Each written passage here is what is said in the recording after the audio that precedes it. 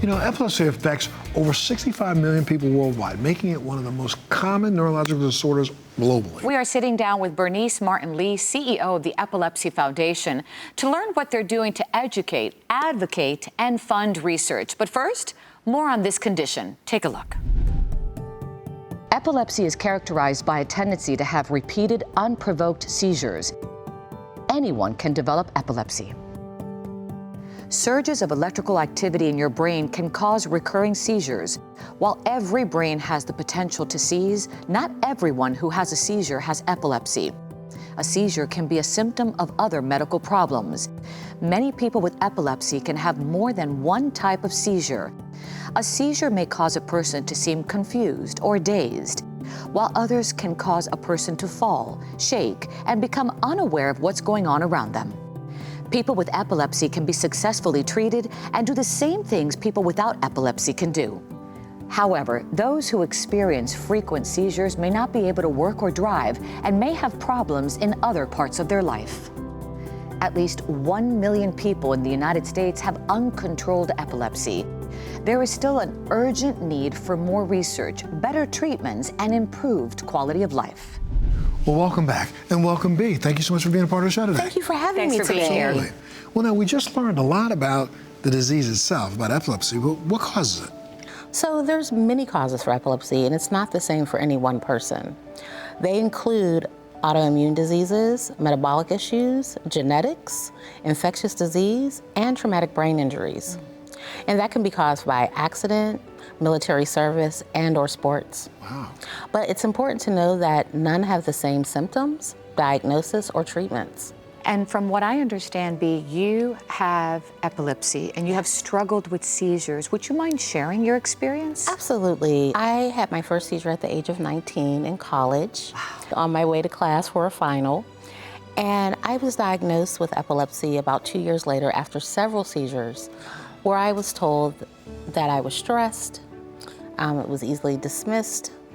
But when I was diagnosed, my neurologist really did not consider my quality of life when prescribing my medication. And it really began a journey for me. And what I've learned is that epilepsy can be like a puzzle, and there's several pieces that have to be put together. One, yourself, your medical care team, but also social services that play an important part in your diagnosis. But what I would tell anyone, and what I had to learn, is that it's so important to see an epileptologist. Many people do not know what that word is. I gotta say, I think I've only heard it once. Yes. Before, that's it. It's so important in your journey to see an epileptologist so that you can get the treatment options that are right for you. And you can find those individuals at comprehensive epilepsy centers around the country. And our hotline at the Epilepsy Foundation can help you find one. You know, we know that there's like 1 in 26 people who develop some form of epilepsy in their life. What's the Epilepsy Foundation doing to help them and their caregivers? Sure. So our mission at the Epilepsy Foundation is to improve the lives of individuals affected by epilepsy through education, advocacy, research, and connection. And I'm going to highlight 2 words in that mission statement. One is affected by epilepsy, because that is the caregiver, the parents, and the coworker, and friends and family, right? Everyone. And then the second one is connection. 80% of our population lives with depression and anxiety. And therefore, they feel isolated and alone on this journey, and that is compounded by stigma and discrimination, right? So it is really important to us that we provide connection for individuals living with epilepsy. And that is done through our 26 affiliates across the country who provide everything from one-to-one case management services, and then support groups, and then fun activities like camps for kids, and also walks and other community activities. And then also from an education standpoint, we have one of the most comprehensive websites around epilepsy in the world, epilepsy.com.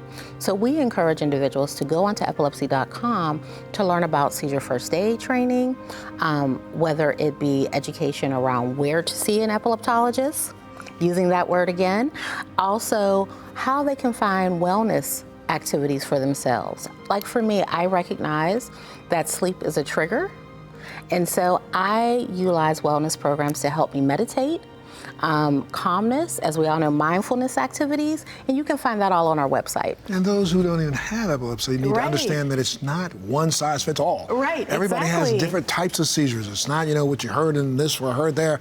It's good for everybody who has this issue in their family to get a little educated. Yeah, absolutely. And I love how the foundation is doing so much. I see the pictures, No One Fights Alone, to help advocate and fund that research. It's really necessary. Now, advocacy is a pillar of the organization, and we are so committed to advocacy on the federal, state, and local level. And one of our proudest accomplishments is Seizure Safe Schools. And Seizure Safe Schools is in 32 states currently, and it makes sure that every child in a school setting is safe because it requires that personnel are trained in seizure first aid. Awesome. Knowing that someone is there that can support them if and when they have a seizure is so important and brings so much comfort to them and their family members. So those are the type of advocacy programs we work on, as well as securing funding for our veterans. It's really, really important, particularly with traumatic brain injury, that we continue to advocate with the federal government for additional funding in the VAs around our epilepsy programs. And they're doing amazing things and leading the way for us in so many ways. There have been incredible breakthroughs scientifically, but what about what's going on from an equity standpoint? You look around, I understand that different communities, different demographics face different issues when it comes to epilepsy, right? Absolutely. Did you know that 40% of individuals living with epilepsy are from brown and black communities? Wow. And the one with the least access to comprehensive epilepsy centers around the country. We are committed to epilepsy equity, and it is really important to the foundation that we bring access to all. What's the future look like for people with epilepsy? We are so committed to bringing treatments and devices in a time frame that matters. And we use that term often because while we recognize we will always work towards a cure for epilepsy, that may not come soon enough for families living with epilepsy today.